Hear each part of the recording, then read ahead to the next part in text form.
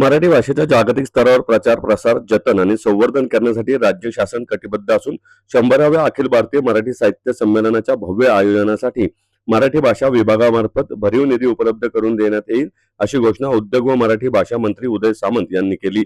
तसेच या ऐतिहासिक संमेलनाचे महत्त्व लक्षात घेऊन जगभरातील मराठी भाषिकांपर्यंत ते पोहोचवण्यासाठी प्रयत्न करावेत आणि भविष्यातील संमेलनांचे त्याच धर्तीवर नियोजन व्हावे अशी अपेक्षा त्यांनी व्यक्त केली.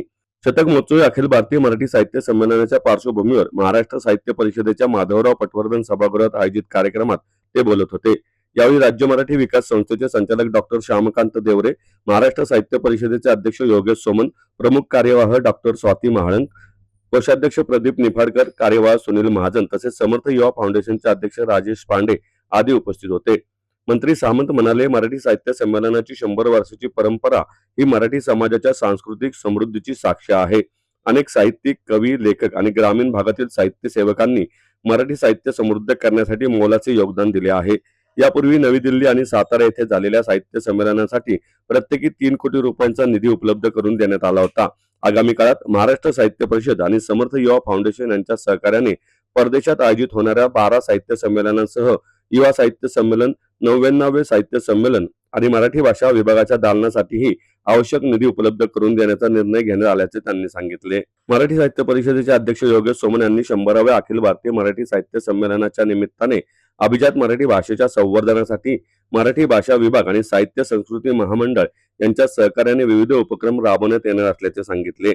समर्थ युवा फाउंडेशनचे अध्यक्ष राजेश पांडे यांनी मराठी भाषेची व्यापक चळवळ उभी करण्याची आवश्यकता व्यक्त केली. राज्याचा मराठी भाषेचा मंत्री म्हणून काम करत असताना मराठी भाषा ही साता समुद्रापलीकडे गेली पाहिजे, त्याचं जतन झालं पाहिजे, संवर्धन झालं पाहिजे, हे आमच्याकडे लिखित एक लिहून ठेवलेलं आहे. आणि म्हणून आमचे अधिकारी ह्या वाक्याच्या पुढे जातच नाही.